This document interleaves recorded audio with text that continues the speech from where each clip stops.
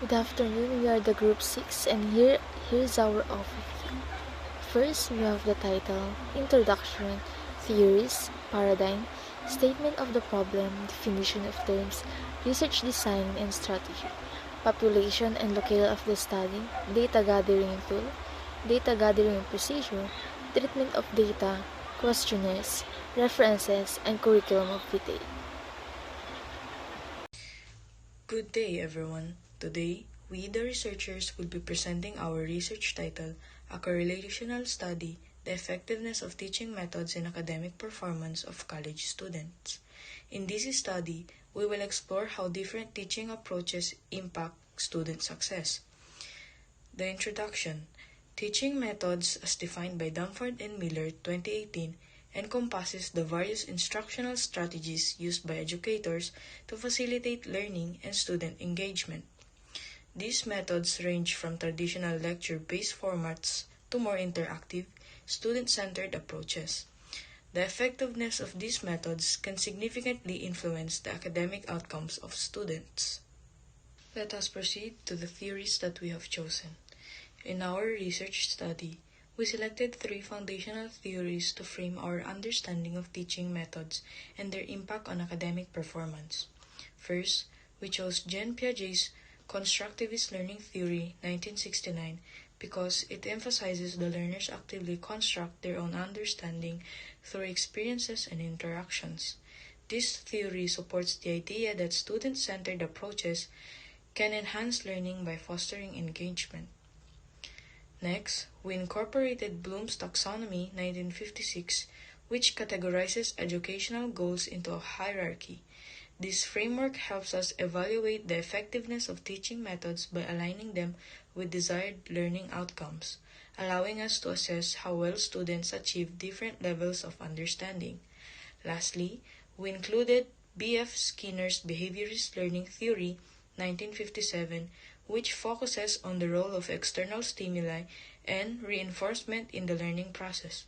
This theory is essential for understanding how certain teaching methods can shape student behavior and motivation. By integrating these theories, we aim to provide a comprehensive analysis of how various teaching methods influence academic performance. Paradigm helps to provide a clear framework for conducting research. We have here the independent and dependent variable. Independent variable, it's the cause in a cause and effect relationship. And we have here in the independent variable the teaching methods or the different ways of teaching. Dependent variable, it is the key to understanding cause and effect. And we have here the question, like what is the profile of the respondents in terms of A. Gender, male, female, B. Year level, number of years a student has been enrolled, C. Academic performance, it is the student's level of achievement. Statement of the problem. For problem 1, what is the profile of the respondents in terms of gender, year level, and academic performance that will be based on general weighted average? This question gathers basic information about the students such as gender, year level, and academic performance. For the problem 2, what is the extent of teaching methods utilized by the teachers in terms traditional learning method, blended learning method? This question seeks to examine the extent to which different teaching methods are utilized by teachers. Specifically, it aims to assess how frequently or effectively 2 types of teaching methods, traditional and blended, are being applied in the classroom. For problem number 3, is there a significant relationship between the teaching method across the profile of the respondents? It examines whether the effectiveness of teaching methods varies based on the student's gender, year level, or academic performance. Hypothesis. The hypothesis assumes no significant relationship between teaching methods and students' academic performance, which the study will test. definition of terms, it provides the precise explanations of the study. First, we have effectiveness. It means achieving the desired outcome or result. It's about doing things that actually work and produce the intended impact. It's not just about being busy or working hard, but about making a difference and getting things done. Next, we have teaching methods. Are the specific ways that teachers plan and deliver instruction to help students learn. They are the deliberate strategies and techniques used to guide the learning process.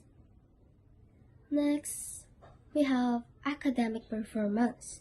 This refers to the general weighted average of the respondents, which are categorized based on their academic progress.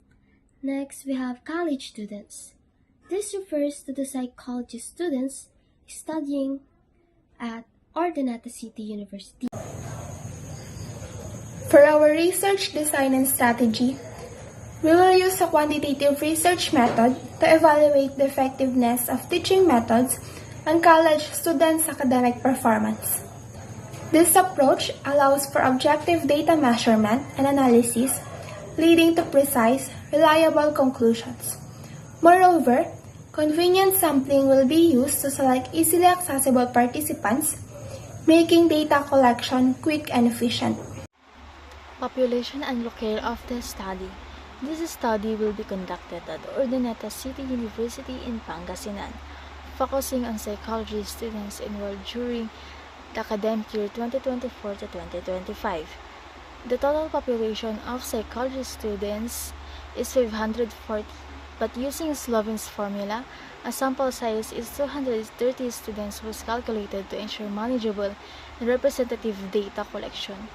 The participants will be selected using convenience sampling based on their availability and willingness to participate. And survey will be administered to collect their responses. For our data gathering tool, we will use a printed survey questionnaire to evaluate the effectiveness of teaching methods among psychology students at Urdaneta City University.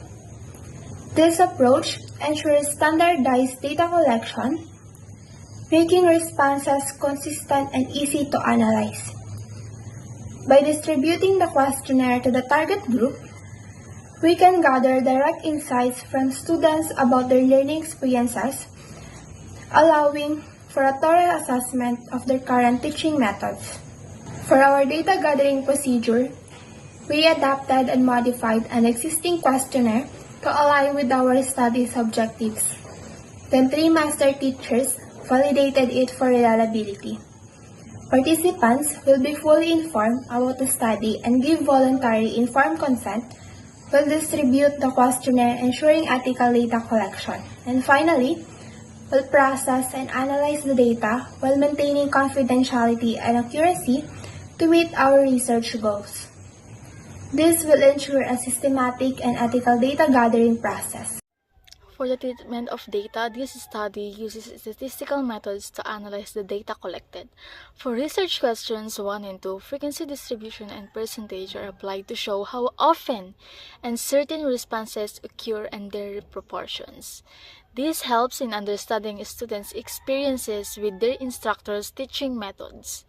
For question 3, linear regression is used to examine the relationship between independent and dependent variables, helping to determine if a significant linear connection exists between them, such as how certain factors may influence students' academic performance or satisfaction.